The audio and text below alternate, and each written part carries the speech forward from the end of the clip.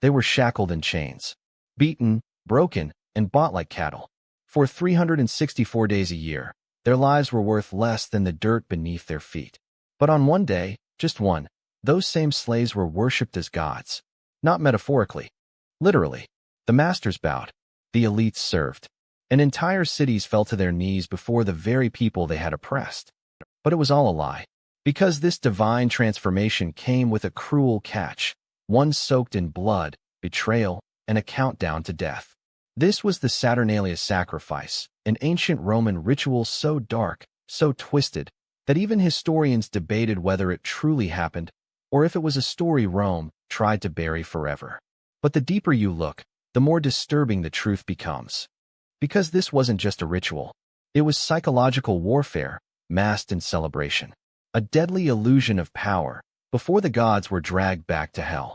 And the most terrifying part? Some say the ritual never really ended, only evolved. Welcome to the ritual that turned slaves into living gods for 24 hours. Now we begin. For 1 week each December, the Roman Empire erupted into chaos. Not the chaos of war or invasion. This was something more subtle and more disturbing. It was the Saturnalia, a festival so strange, so blasphemous by modern standards, that even the gods it honored might have recoiled in horror. Held in honor of Saturn, the ancient god of time, agriculture, and endings, Saturnalia was a celebration of inversion. Order became disorder. Hierarchy was flipped upside down. And the most powerful empire on earth willingly became a carnival of madness. Work stopped. Courts closed. Schools emptied. The Senate, normally a cold, brutal machine of governance, fell silent. Instead, drunken mobs flooded the streets, singing obscene songs, pelting passers-by with food, and chanting slogans that mocked emperors and gods alike. But the strangest and most dangerous part? Masters were legally required to treat their slaves as equals. Some even went further, serving their slaves dinner, bowing to them, letting them command the household. It was a ritualized breakdown of society. And for a moment, a terrifying illusion of freedom. Historians like Lucian of Samosata and Macrobius described it as a time when all men were equal, when libertas, or liberty, flowed freely, even among the enslaved. But that liberty came with something hidden beneath the surface, fear. Because no Roman elite forgot what these people were truly capable of. Saturnalia wasn't just a festival. It was a pressure valve, designed to release just enough tension to stop an explosion. The Roman elite allowed the chaos, because it kept the real chaos from ever breaking loose. And for the slaves, it was complicated. Was it a moment of joy? Or the cruelest trick of all? Because soon, some of them would learn that their moment of glory didn't just end with a return to servitude. It ended with death. You see, in some parts of the empire, especially in remote provinces or deep within the mystery cults, Saturnalia had one more disturbing custom. Each year, one slave was chosen, dressed in silk, fed like an emperor, adorned like a god. For 7 days, he was honored above all. But on the 8th, he was taken to the altar and slaughtered. This was the king of Saturnalia, a mock ruler, doomed from the moment he ascended the throne. A living symbol of inversion, destined for sacrifice. And the question is, why? Why would an empire obsessed with order and tradition invent a ritual this dark? To understand, we need to go deeper. Into the cults, into the mythology, into the very nature of Saturn himself. Because the truth isn't just historical. It's spiritual, and far more terrifying than anyone expected. In the depths of the Roman winter, as fires crackled and goblets overflowed, one man stood at the center of it all, cloaked in purple, crowned in gold, and worshipped like a living god. But he was no emperor. He was a slave. And his crown? It was a ticking clock. This was the king of Saturnalia, a role shrouded in ritual, satire, and blood. Each year, in certain Roman provinces, a slave would be chosen to embody Saturn himself, not just in name or costume, but in spirit. For days, he ruled over feasts and games. He gave ridiculous orders that masters were bound to obey. He mocked senators. He paraded through the streets with garlands and incense and false authority. To outsiders, it looked like a joke. But to the inner cults of Saturn, it was deadly serious. Because this slave wasn't just playing a role. He was becoming Saturn. and Saturn was a god who devoured his own children.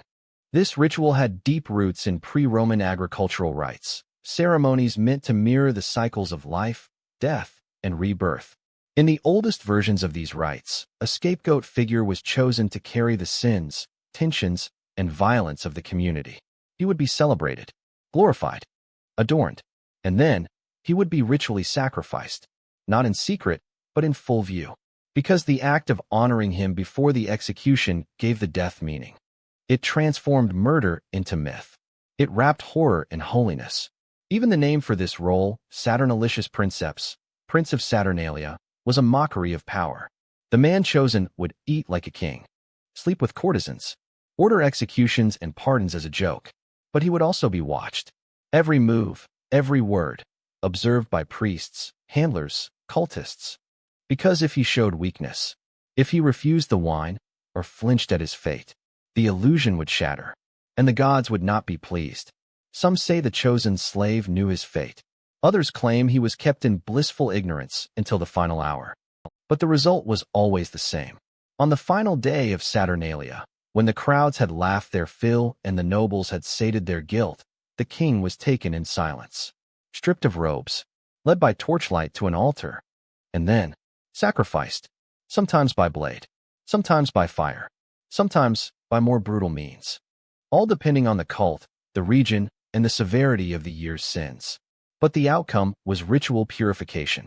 The god was honored, the social order restored, and the people, ironically, felt clean again. What made this practice so chilling wasn't just the brutality. It was the pretense, the idea that a slave could become divine, only so that his divinity could be destroyed. This wasn't justice. It wasn't mercy. It was a game, a deeply spiritual game, designed by a civilization that feared revolution more than anything. Because if the oppressed ever rose for real, Rome would fall. So they gave the people a fantasy, a myth of reversal, a chance to taste freedom, just long enough to forget it was real. And for the man who wore the crown, his 7 days of glory bought him immortality. Or so they said. But some historians believe there was another reason behind the ritual, a darker one, that the man wasn't just sacrificed for the people, but because he'd been allowed to see too much, to experience what it felt like to be powerful, to become divine. And in a world built on control, that knowledge was too dangerous to leave alive. But if you think this ancient blood play ended in some forgotten Roman temple, you're wrong. Because in the next chapter of this story, we uncover the buried blood price that Rome tried to hide, the real history of Saturn's worship, and the forbidden truth behind the ritual sacrifice. By the time the Romans celebrated Saturnalia, most citizens believed it was just a quirky festival, a harmless inversion, a week of fun and chaos before returning to normal life. But beneath the wine-stained togas and street laughter, there was something older, something darker, something Rome had tried to bury under marble temples and poetic myths. Because long before Saturn was a Roman god, he was something else entirely, a devourer.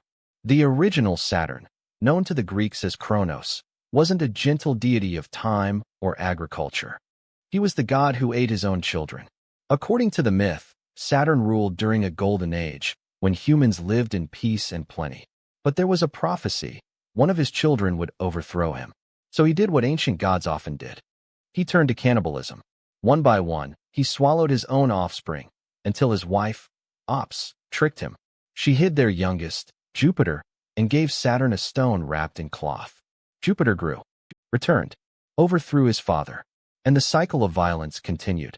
This myth wasn't just a story. It was a blueprint. Because for Saturn's followers, violence was sacred, power came from blood, and sacrifice wasn't symbolic, it was necessary. In the early days of Rome, before the empire, before the republic, even before the myths were standardized, there are disturbing signs that human sacrifice was part of Saturn's cult. Archaeological finds near ancient altars have revealed charred human bones, dating back to the 6th century BCE.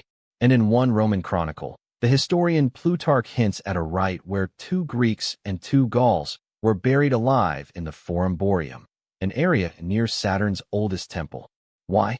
To honor the god, to feed him, to keep the chaos at bay. But as Rome grew into a civilized empire, these practices became politically inconvenient. You can't rule the world and admit you burn people alive for the harvest. So Rome rewrote the narrative. Saturn was tamed. His cannibalism softened into metaphor. His sacrifices turned into games and riddles. But the truth leaked through, in rumors, in cult practices, in the rituals of Saturnalia itself. Because the king of Saturnalia wasn't just a joke. He was a residual blood debt. A legal, acceptable echo of the old ways. In some provinces, particularly those on the fringes of the empire, like Gaul, Britannia, and parts of North Africa, the practice of ritual sacrifice during Saturnalia continued far longer than Rome wanted to admit. Priests disguised the killings under theatrical performances. A man was executed as part of a play. But the blade was real. The crowd laughed. The drums beat. And another slave bled out on consecrated ground. Even more disturbing were the mystery cults, private religious groups that claimed to preserve the true rites of Saturn. They spoke in riddles, met underground, and believed that the gods demanded a perfect inversion each year. Their logic was simple. If the world was built on hierarchies, then to please Saturn, you had to destroy the hierarchy, temporarily. A slave becomes a god. A master becomes a servant. A priest eats meat while a beggar reads scripture. And then it all resets. With blood. This idea of cyclical violence wasn't unique to Rome. Ancient Mesopotamians had similar rites with the mock king, who was paraded, honored, and then killed. Aztec rituals crowned warriors as gods, only to flay them alive days later. But what made Saturnalia unique was the illusion. The celebration masked the horror. It was bright, joyous, decadent. So the blood didn't stain the empire's image. It seeped in quietly. There's one final thread that makes Saturnalia even more chilling. Some scholars believe that the practice of delayed execution, granting a condemned man luxury and freedom before his death, originated here. A psychological torment. The condemned isn't just killed. He's shown a better life first, given a taste of paradise, before it's ripped away. It's not just physical punishment, it's existential. And in this way, the Romans weaponized hope. Because what's more cruel than letting a slave believe he's free, only to reveal it was all a game? That was the hidden blood price of Saturnalia. A ritualized performance of cruelty, dressed up as a celebration. And it worked. For centuries, the empire ran smoothly. The poor laughed. The rich played along. And once a year, they all danced at the edge of a knife. But eventually, something cracked. Because you can only suppress real power for so long. And in the next chapter of this story, the gods didn't come for blood. The slaves did. Saturnalia was designed to contain chaos. To give the slaves a taste of freedom, just enough to prevent rebellion. But Rome forgot the most dangerous truth of all. Illusions don't last forever. And when the curtain began to tear, what spilled out wasn't laughter. It was fire. It started slowly, at the fringes of the empire. In the 2nd century BCE, reports surfaced from Roman provinces in Gaul and Hispania. Saturnalia celebrations were devolving into something else. Slave-led processions weren't ending. Mock kings were refusing to die. In one incident, a Saturnalicious princeps, crowned in jest, declared himself a real king. He rallied a band of runaway slaves and marched on a Roman outpost, burning villas and killing nobles along the way. He was eventually captured, torn apart by horses as punishment. But the message was clear. The game was breaking. By the time of the late Republic, Saturnalia had grown into something Rome could no longer fully control. Political dissidents used the festival as cover for riots. Assassinations were timed to the chaos. And slaves, emboldened by the temporary suspension of rules, began organizing in secret. The most terrifying example came in 73 BCE. A group of gladiators escaped from a training school in Capua. They were led by a former soldier turned slave, Spartacus. The revolt wasn't directly tied to Saturnalia, but it echoed its symbolism, the reversal of power, the godlike rise of the enslaved, and the eventual clash with Rome itself. Spartacus didn't just escape. He built an army of over 70,000 freed slaves. They fought Roman legions. They defeated consuls. They came within reach of the capital itself. To the ruling class, this wasn't just war. It was apocalypse. Everything Saturnalia was meant to prevent, the violence, the revenge, the collapse of order, was suddenly real. And it terrified them. After the crushing of the Spartacus rebellion, Rome changed. Public Saturnalia celebrations were toned down. The role of the slave king was erased from official rituals, and mystery cults that preserved the old sacrifices were hunted and destroyed. But the memory lingered. Every December, as streets filled with laughter and nobles played at being servants, there was an edge to the festivities. Guards were increased, alcohol was rationed, and rumors swirled of plots being born under the guise of jokes. In one surviving letter from a Roman merchant in Alexandria, he writes, "The laughter of the slaves this Saturnalia feels too long. I do not trust what hides behind their smiles." That fear never fully faded. But what's truly chilling is how Rome tried to reclaim the ritual. Instead of destroying Saturnalia outright, emperors attempted to absorb its energy. Caligula turned it into a theater of humiliation, forcing senators to dance in the streets. Nero used it to stage elaborate executions disguised as performances. And Domitian, ever paranoid, created counter-rituals, fake festivals meant to mimic Saturnalia, but controlled by his spies. But none of it worked. The more Rome tried to control Saturnalia, the more it slipped into madness. The inversion became real. By the 4th century CE, as Christianity spread across the empire, Saturnalia was one of the final strongholds of pagan tradition. But even the church saw the power in it. Instead of banning it outright, they transformed it. December 25th, the traditional final day of Saturnalia, was chosen as the official date to celebrate the birth of Jesus Christ. It wasn't just coincidence. It was strategic. If the people needed a celebration, a symbolic reversal, a flicker of joy in the darkest part of the year, the church would give it to them. But scrubbed of blood, scrubbed of sacrifice, scrubbed of gods who ate their children. Only, it didn't fully disappear.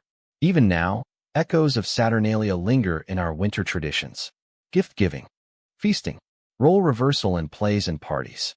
And most disturbingly, the masked figure, the false king, the jester, the crowned fool, all remnants of the Saturnalicious princeps, the slave god destined to die. Rome didn't lose control in a single moment. It bled out over centuries. But the seed of that collapse, the deep fear of the oppressed tasting power, was planted long before the empire fell. In every joke during Saturnalia, there was truth. In every toast to the mock king, there was terror. And in the final part of this story, we'll explore how the ritual never truly died. It simply changed its face. The Roman Empire fell. Its temples crumbled. Its gods were replaced. Its rituals were outlawed or forgotten. But Saturnalia didn't vanish. It mutated into folklore, into custom, into culture. And if you look closely, especially during the winter, you can still see its shadow flickering behind the candlelight. By the 5th century CE, Christianity had become the dominant force in Europe. The old gods were branded demons. Their temples were desecrated. Their holidays were repurposed. But Saturnalia posed a special problem. It was too popular, too joyous, too deeply embedded in the Roman psyche. So instead of erasing it, the church baptized it. December 25th, once the climax of Saturnalia, became the official birthday of Jesus Christ, despite no scriptural evidence of that date. The role reversal of Saturnalia found new life in the Feast of Fools, where low-ranking clergy dressed as bishops and paraded through churches, mocking religious ceremony in full view. The crowned fool, once a slave king destined for sacrifice, resurfaced as the lord of misrule in medieval Europe. He was still given temporary power, still honored, still doomed. Though no longer killed, his reign always ended in shame, punishment, or symbolic exile. And in some places, whispers claimed the blood rites never fully stopped. In the Alps, pagan winter festivals persisted well into the Middle Ages, featuring grotesque masked figures who demanded offerings, and occasionally, blood. In early Christian Spain, enslaved Moors were forced to act out mock religious pageants, parading as kings before being publicly beaten. And in remote parts of Eastern Europe, winter festivals still feature characters that mimic the Saturnalicious princeps, costumed figures chosen to lead misrule, punished at the stroke of midnight. But the most haunting echo? It may be found in something we still celebrate today. Modern Christmas. Think about it. A jolly, gift-giving figure who sees all. An emphasis on feasting, lights, and temporary indulgence. The idea of turning the darkest time of the year into a celebration of warmth and magic. Even the laughter hides a darker undertone. Because just beneath the surface is the old truth that power is borrowed, freedom is fleeting, and those who rise must fall. The Lord of Misrule is still with us. He just wears a red suit now. But beyond the pageantry, Saturnalia raises a deeper question, one we still struggle with. What happens when the powerless taste power? Do they become free? Or are they simply being fed a fantasy, another layer of control? Because the slave who became a god for a day was never truly free. He was a tool, a symbol, a performance piece designed to reinforce the very system that enslaved him. And in some ways, we're still performing the same ritual. We tell people they can be anything. We give them platforms. Let them speak, celebrate, perform. But the systems remain untouched. And when the performance is over, the crown comes off. The ritual that turned slaves into gods was never about liberation. It was about containment, about feeding hope to prevent rebellion, about offering a dream so beautiful that people forgot it was a dream. And maybe the most shocking truth of all is that it worked. Even now, centuries later, the illusion persists, disguised in tradition, wrapped in lights. But if you look closely at the smiles, the crowns, the feasts, you might still see the altar, waiting. The story of Saturnalia is more than ancient history. It's a mirror, a reflection of how power controls through illusion, how celebration can disguise subjugation. It reminds us that even the most joyous rituals may carry hidden darkness. So the next time you see someone crowned for a day, or watch the world turn upside down in jest, ask yourself, who's really in control? And what happens when the crown comes off? If you found this story disturbing, fascinating, or thought-provoking, subscribe to the channel. We uncover the shocking, forgotten, and forbidden sides of history every week. Leave a comment below. Have you ever seen a modern version of Saturnalia and didn't realize it? And if you want to dive even deeper into the strange, dark corners of the past, watch our next episode, right here. Because sometimes, the past isn't dead.